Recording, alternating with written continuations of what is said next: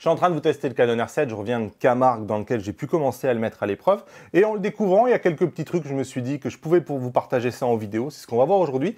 Il y a quelques nouveautés inaugurées sur ce Canon R7. Personnellement, je ne serais pas étonné de les voir débarquer sur du Canon R5, du Canon R6, voire même du Canon R3. La première des questions qu'on se posait sur ce Canon R7, c'est est-ce qu'en termes d'autofocus, c'est vraiment aussi proche qu'on le dit d'un Canon R3? Écoutez, moi sur le terrain, j'ai envie de dire oui, quasiment. Et en termes d'interface, ça m'a étonné aussi, mais en fait, c'est exactement comme sur un Canon R3.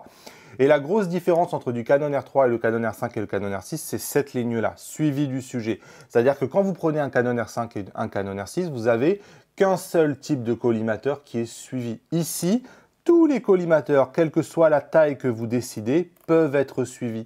Et ça, jusqu'à maintenant, à ma connaissance, c'était une exclusivité du Canon R3.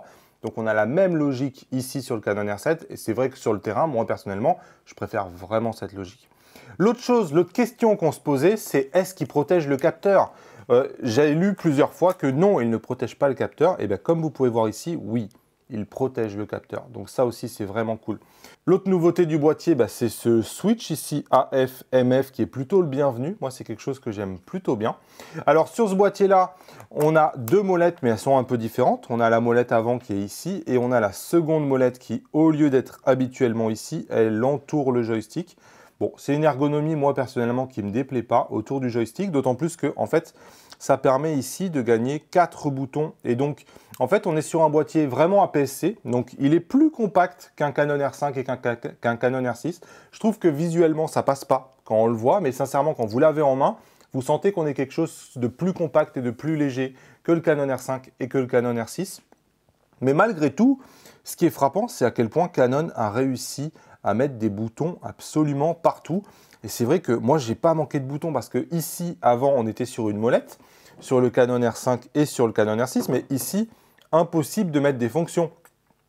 Ici, on a les deux en fait. Vous pouvez mettre 4 fonctions ici et vous avez la molette ici.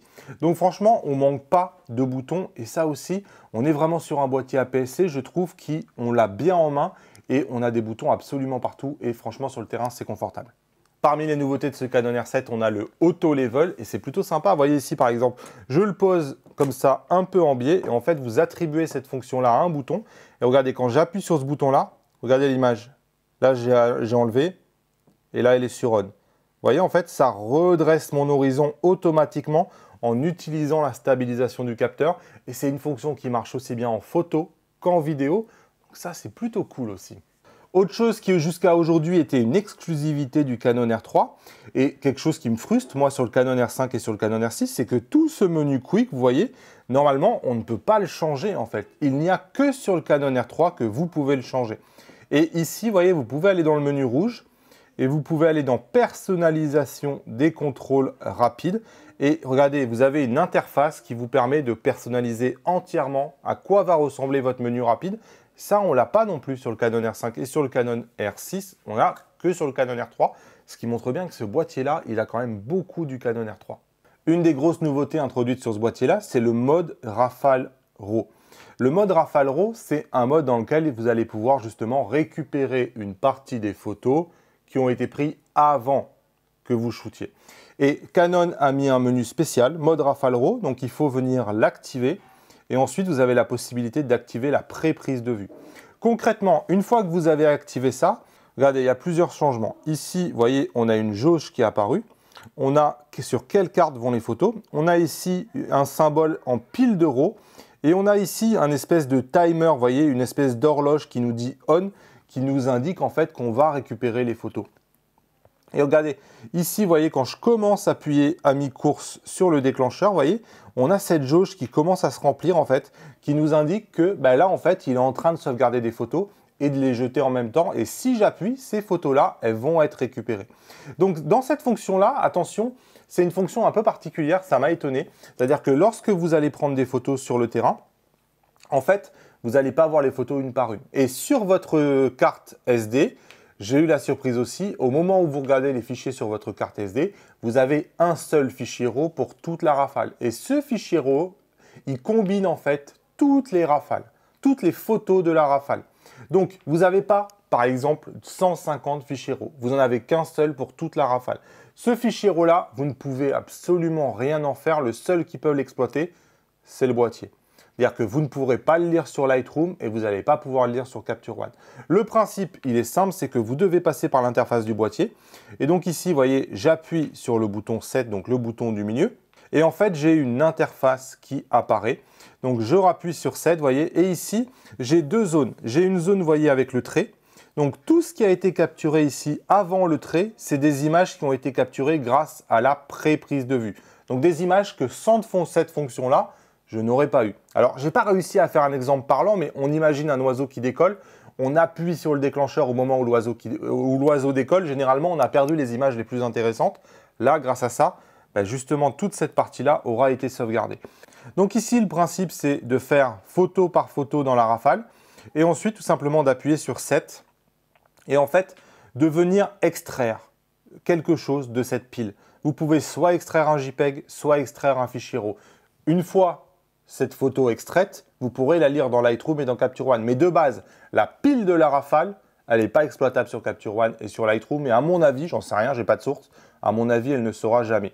Donc c'est un mode de fonctionnement un peu particulier qu'on ne connaissait pas jusqu'à là, avec une pile de RAW en définitive. Moi, je trouve que c'est plutôt sympa et c'est une fonction que j'aimerais bien avoir sur le Canon R3, sur le Canon R5 et sur le Canon R6 parce que franchement, je pense qu'il y a vraiment moyen de récupérer des photos que j'aurais perdues sinon. Allez, petite pause dans la vidéo.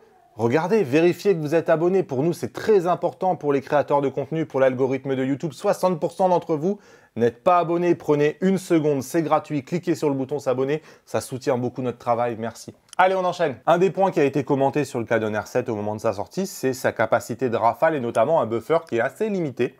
Et sur le terrain, en fait, j'ai eu la surprise de voir que le buffer, pour moi, il n'était pas si limité que ça. Et en fait, c'est assez simple. Il est limité si vous faites du RAW non compressé. En fait, ici, sur la qualité d'image, si vous faites du RAW comme ça, vous avez que 51 photos. Si vous faites 30 images par seconde, ça fait même pas 2 secondes de rafale. C'est vrai que c'est un peu limité. Mais moi, un des atouts pour moi de Canon, c'est le C-RAW. Je vous ai fait un test du C-RAW et pour moi, c'est quelque chose qui est vraiment costaud et moi que j'utilise énormément. Donc, quand vous utilisez le C-RAW, c'est-à-dire le RAW compressé, la capacité du buffer passe à 187 photos.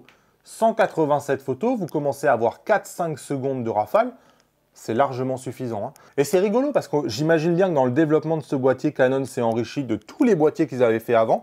Ils n'ont pas cherché à faire de pingrerie et ça, personnellement, c'est quelque chose que j'apprécie beaucoup dans ce boîtier. Et un truc que je déteste sur le Canon R5C, c'est ce switch-là, vous voyez, avec le off au milieu et le photo-vidéo des deux côtés. À chaque fois que je veux éteindre le boîtier, en fait, j'y arrive jamais. Enfin, franchement, c'est un enfer. Ici, ils ont été beaucoup plus intelligents. Je pense qu'ils apprennent de leur erreur. Vous voyez, le on et le off est comme ça. Et quand je veux passer en vidéo, je me mets là. Et en fait, à chaque fois que je veux l'éteindre, bim, je passe sur off. Donc justement, maintenant, on passe en mode vidéo. Et en mode vidéo, un des trucs qui était vraiment pas clair, même sur la fiche de spec de chez Canon, c'est est-ce qu'il y a un crop en 4K 50 fps? Et bien, la réponse, elle est assez simple. Je vais vous la montrer. Ici, je suis en 4K 25. J'ai pas de crop. Je passe en 4K 50 fps et j'ai exactement la même image. Donc, je confirme en 4K 50 fps et en 4K 25 fps, vous avez exactement la même image et il n'y a pas de crop. Bref, c'est un boîtier prometteur. J'ai l'impression qu'ils ont fait beaucoup de bons choix et des choix intelligents sur ce boîtier-là. Vous avez été nombreux à soutenir mon travail. Un grand merci à tous ceux qui ont commandé le Canon R7 chez ipln.fr avec le code créateur Damien. Vraiment un grand merci parce que franchement, ça montre que vous êtes motivés. Je vais probablement faire une master. Vous êtes tellement nombreux que je vais probablement faire une masterclass avec ce Canon R7. Donc, n'hésitez pas à continuer à soutenir mon travail. ipln.fr, code créateur Damien. Pour moi, c'est important. Et moi, je vous dis à bientôt dans le test du Canon R7. Salut!